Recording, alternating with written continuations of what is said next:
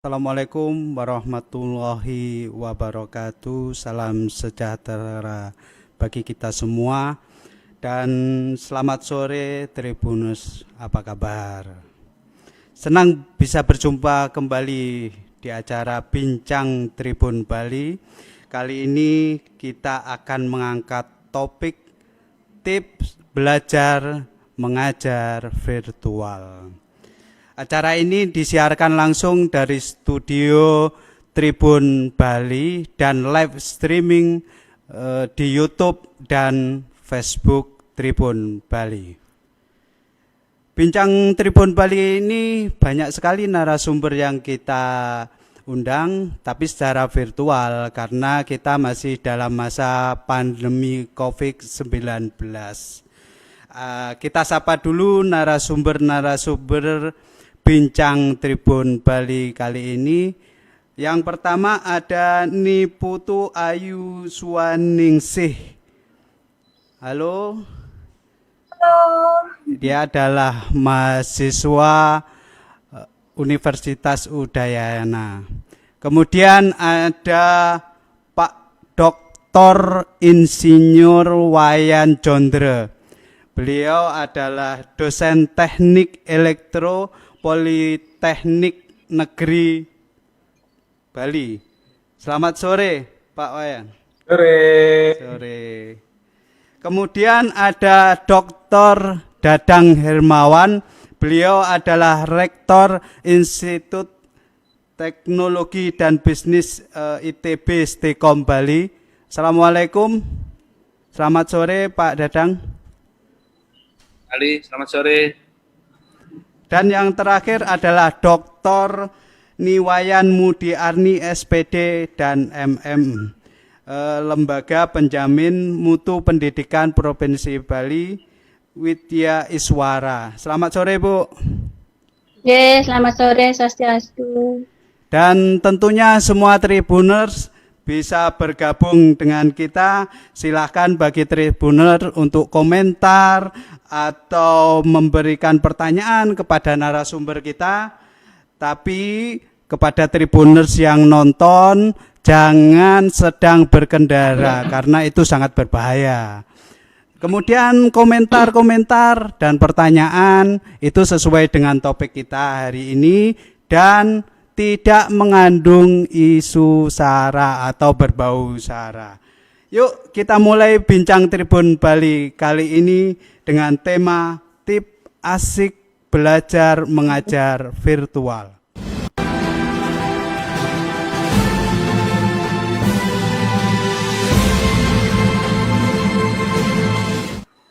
Oke, Bincang Tribun kali ini adalah tip belajar mengajar virtual. Banyak sekali sekarang ini, bahkan hampir semua sekolah mulai dari tingkat SD, SMP, SMA, perkuliahan termasuk menggunakan sarana virtual. Dan karena itu adalah salah satu protokol kesehatan di masa pandemi COVID-19. Nah, bagaimana ceritanya atau mungkin pengalaman-pengalaman mengikuti kuliah virtual? Kita sapa Ge Ayus. Ya. Oh, Halo, Ge Ayus. Ya. Ge Ayus sekarang sudah semester berapa? sekarang semester 6, ya, mau semester 7. Semester 7. Setiap hari mengikuti perkuliahan virtual atau seperti apa? Ya, setiap harinya dari siang, dari UNUD memang menerapkan perkuliahan online. Sudah berjalan 3 bulan perkuliahan online-nya itu lewat Zoom dan juga lewat Webex UNUD. Kita punya Ya, selama ini ada kendala nggak misalnya ya? Karena kita terbiasa tatap muka sama dosennya, terus kemudian sekarang ini kita dihadapkan sama kayak monitor gitu. Ada nggak pengalamannya? Sebenarnya kalau untuk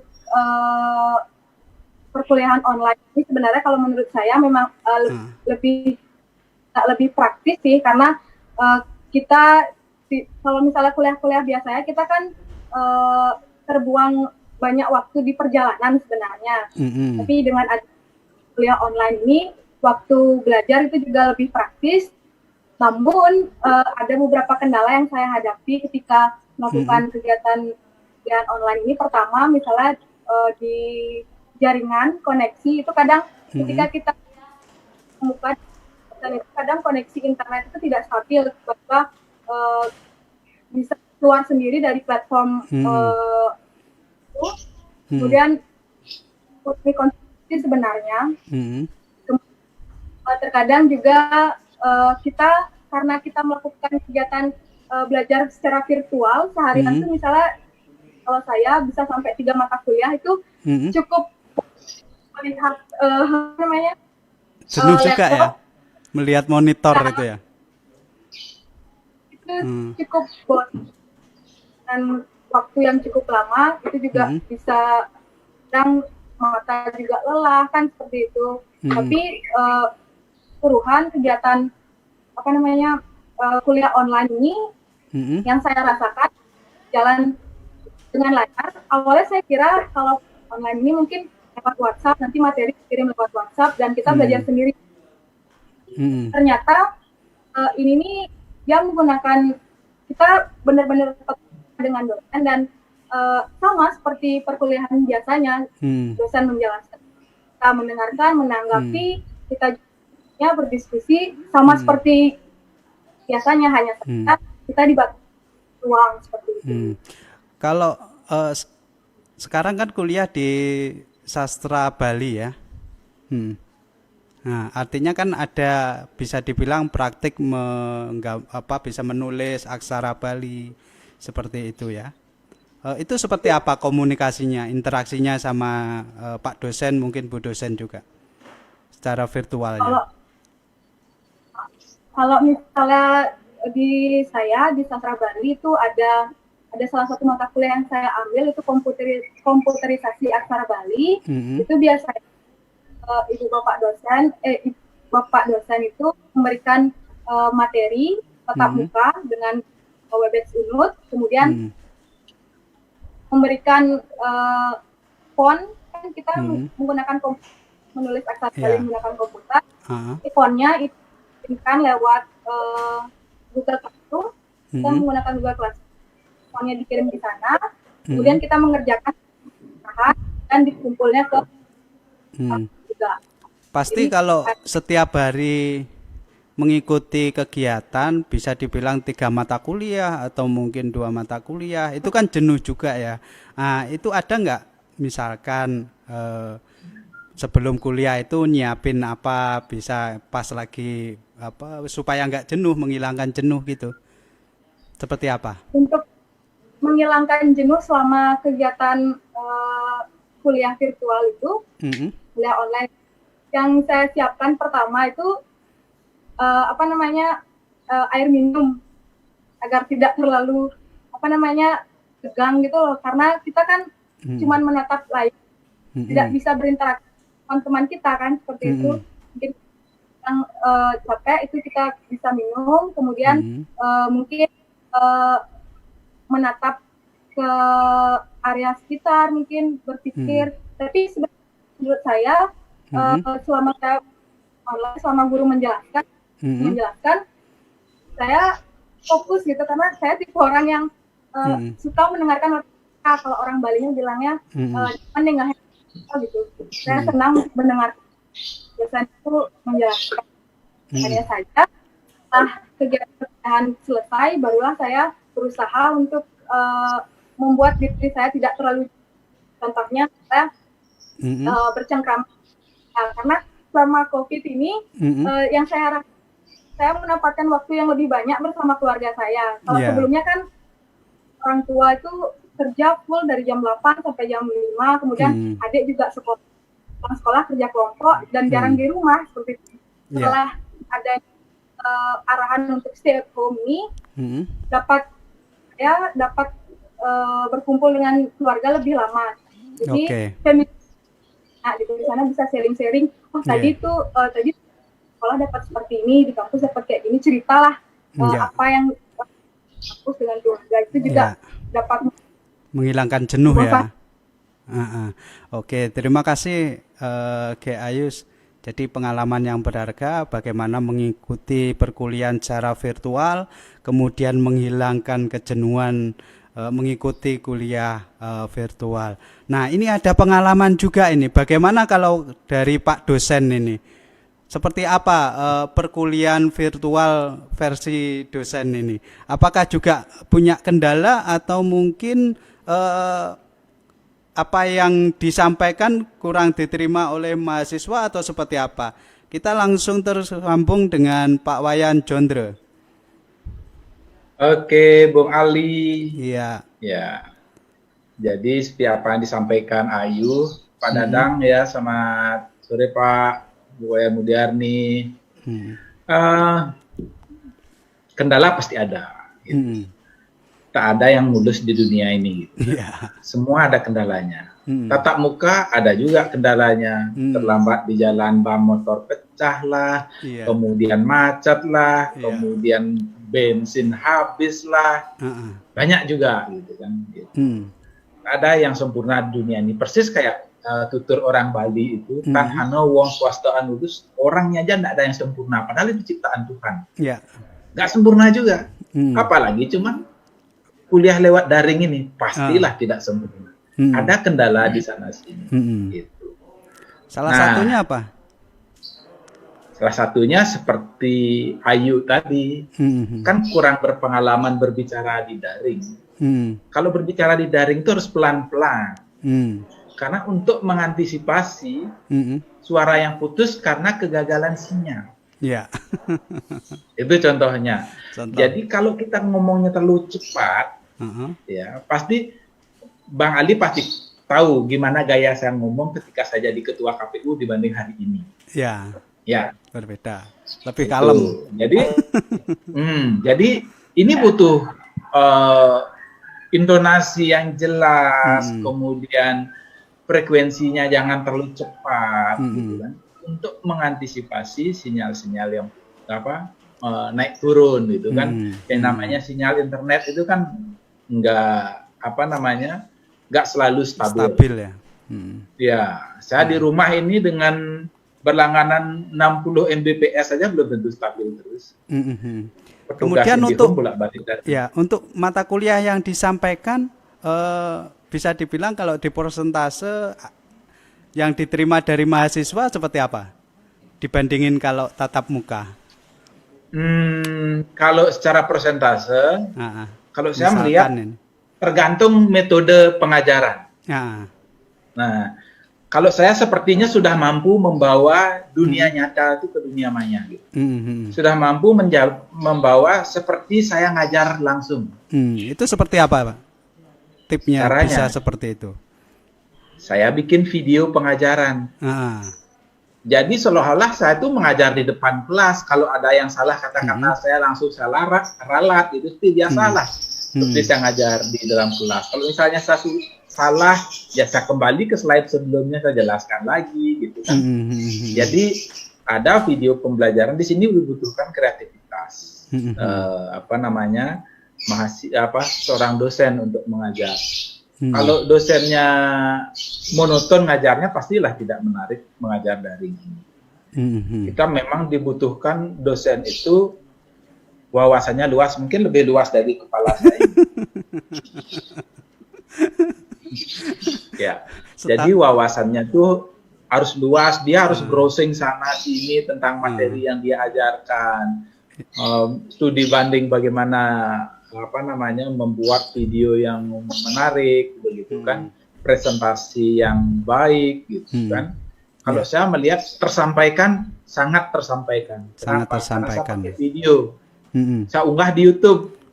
Kalau mahasiswanya tidak jelas, frekuensinya putus-putus, dia bisa ulang lagi ntar malam, bisa ulang lagi, putar lagi videonya 3 hari lagi. Tapi kalau dosennya malas, tidak pernah bikin pengajaran di YouTube, udah frekuensi putus-putus, sinyalnya tidak stabil, akhirnya suaranya putus-putus, banyak informasi yang hilang. Oke, Nah, terima kasih. kalau kita sudah buat video pengajaran, ya saya tahu Dek Ayu pernah diberi enggak video pengajaran. Kalau saya buat video pengajarannya itu, dan kadang-kadang juga tidak melulu video pengajaran saya sendiri, bisa saya ambil video orang lain, misalnya tata cara pemasangan AC split gitu misalnya. Saya nggak perlu membuat videonya sendiri, saya bisa searching di YouTube, jadi saya suruh mahasiswanya nonton, saya suruh dia membuat narasinya. Nah, itu jadi menarik gitu. Ya. Satu hal justru saya melihat ada satu kelebihan kuliah daring ini. Ada beberapa mahasiswa yang fobia atau mungkin takut lihat dosennya gitu, mungkin dosennya tampaknya angker gitu kan. Bener-bener tatap muka ya. Akhirnya nggak berani bertanya gitu kan, bertanyanya takut salah, ntar dibentak sama dosennya gitu kan. Atau mungkin dosennya suka ngelempar pakai penghapus, apalagi SD pakai pengades yang besar begini itu kan, kalau kita bisa jawab wah gitu kan. Kalau di daring mana bisa gitu kan. Sehingga interaktif itu diskusi itu justru hidup kalau pengalaman saya di dunia maya ini. Mungkin nanti kalau ada kesempatan untuk mempresentasikan contoh-contoh bagaimana saya berinteraksi dunia maya, bukti-buktinya bagaimana itu pembelajaran berjalan dengan baik, nanti akan saya presentasi. Terima kasih Pak Yan. Satu hal, kendala yang abadi yang belum terselesaikan adalah bagi pendidikan vokasi seperti politeknik ini, dia kan ada praktek. Nah, prakteknya ini yang tidak bisa pakai daring. Kita masih nunggu nih, masih pending ini gimana protokolnya supaya praktek itu bisa dilaksanakan. Terima kasih Pak Yan. Banyak pengalaman bagaimana seorang dosen mengajar secara virtual dan perlu inovasi dan kreatif. Jadi teman-teman Tribuners yang pengen komentar dan memberikan pertanyaan kepada narasumber silahkan, tapi temanya pertanyaannya sesuai dengan tema dan pastinya tidak mengandung sara. Kita tanya juga narasumber yang berikutnya ini, seorang rektor, Dr. Dadang Hermawan. Nah, ini kalau konsep secara keseluruhan di kampus itu seperti apa Pak Dadang? Ya, terima kasih. Salam jumpa Pak Jondra, Bu Wayan, Ayu serta kalau bagi kami hal ini tidak terlalu baru ya. Jadi sebelum pandemi ini juga di perkuliahan ini paling tidak 20% sudah menggunakan e-learning, sudah menggunakan perkuliahan virtual pada saat normal. Kemudian juga setelah datang pandemi ini, maka ini semakin masif kan, semakin masif, semua harus virtual, sehingga kami juga melaksanakan berbagai terobosan, berbagai improvisasi. Karena untuk menghindari tadi yang dikatakan oleh Ayu dan juga sudah disampaikan oleh Pak Jandra, bagaimana supaya para mahasiswa itu diminimalisir keboringannya atau kebosanannya.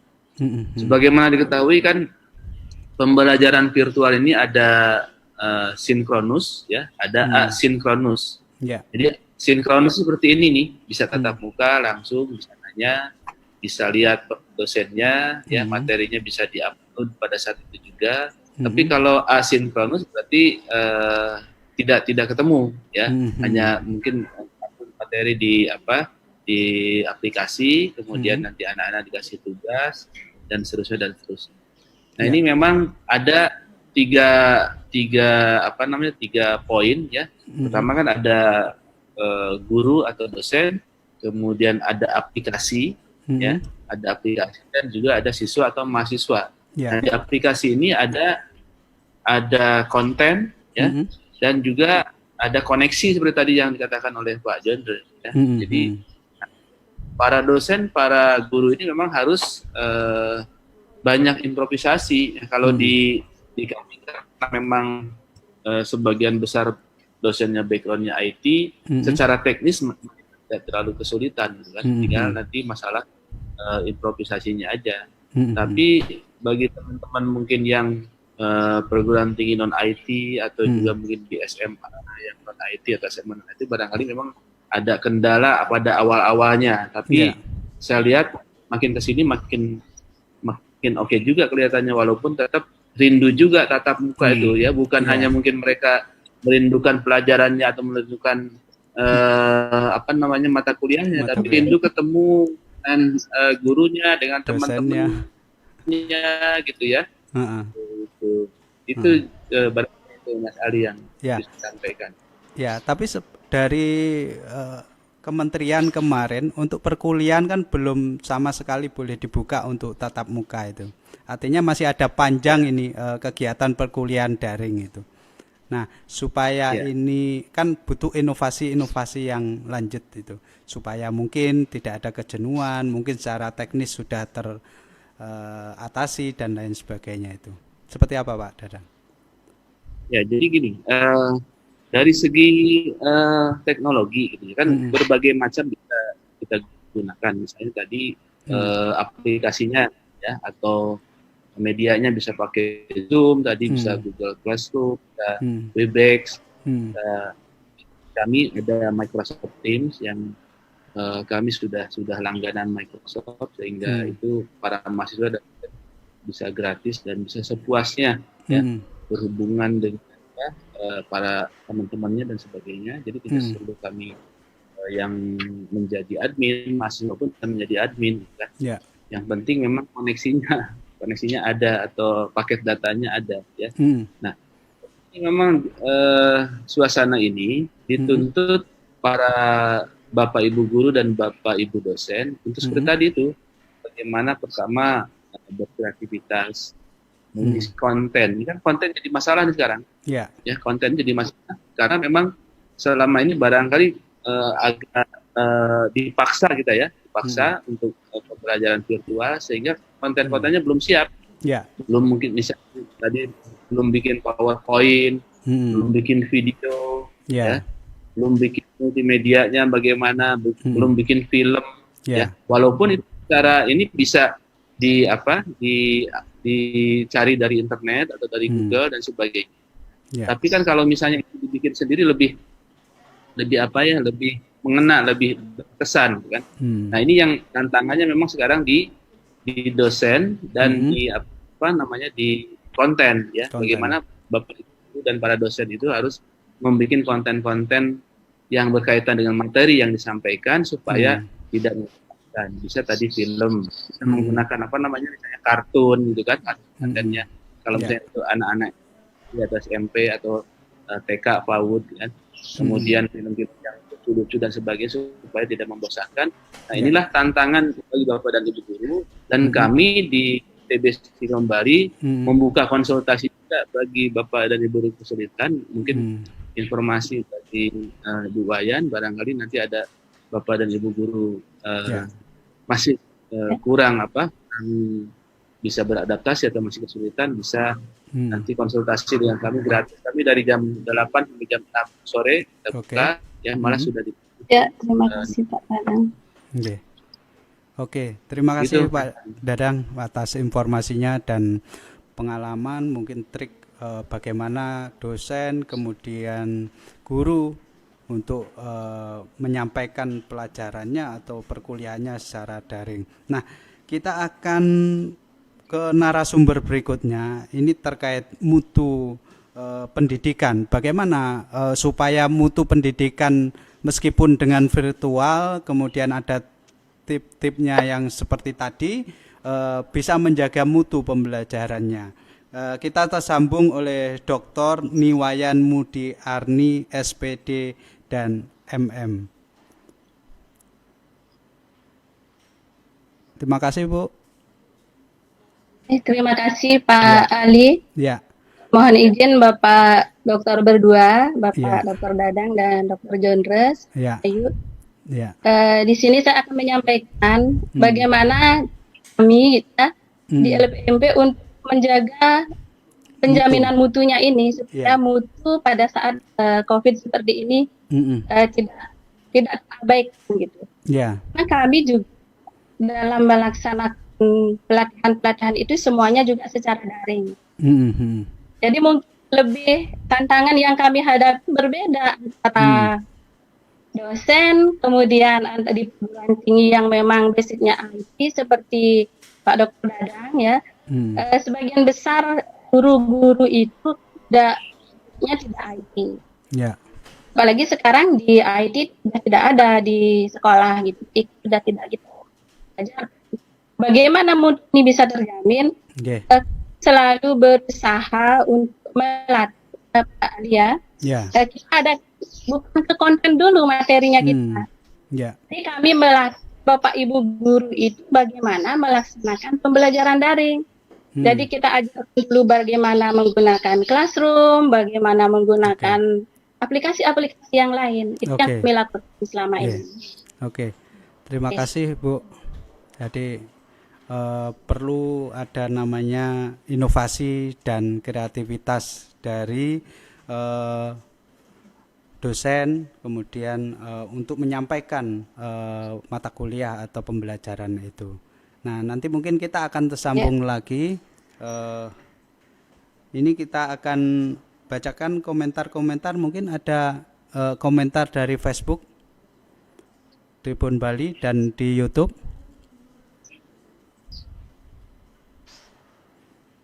Oh ya. Dari Beli Gede Bagus Supatra, Om Swastiastu, keren acara bincang bersama 3 dokter hebat dan Gek Putuayu, Suksume Tribun. Nah, Nah, ternyata banyak yang komentar-komentar dan memberikan pernyataan, tapi ternyata waktu memang sudah membatasi kita. Jadi mungkin kita nanti akan ketemu lagi di Bincang Tribun Bali selanjutnya. Tanpa terasa sudah memang di penghujung acara atau program Bincang Tribun Bali ini. Terima kasih kepada para narasumber, Niputu Ayu Suwaningsih, kemudian Dr. Insinyur Iwayan Jondre, Dr. Dadang Hermawan, dan Dr. Niwayan Mudi Arni SPD MM. Dan sebelum saya tutup, pesan kami kepada Tribuners sekalian, jangan lupa pakai masker, jaga jarak, tetap di rumah saja, jangan lupa berdoa. Saya kembali mewakili kerabat Tribun Bali mengucapkan terima kasih dan mohon maaf jika ada kata yang salah dan kurang berkenan di hati Tribuners semua. Sampai jumpa di program virtual Tribun Bali lainnya. Jangan lupa baca berita-berita tribunbali.com dan ikuti Facebook Tribun Bali, Instagram Tribun Bali, dan channel YouTube Tribun Bali. Om Santi Santi. Selamat sore. Wassalamualaikum warahmatullahi wabarakatuh.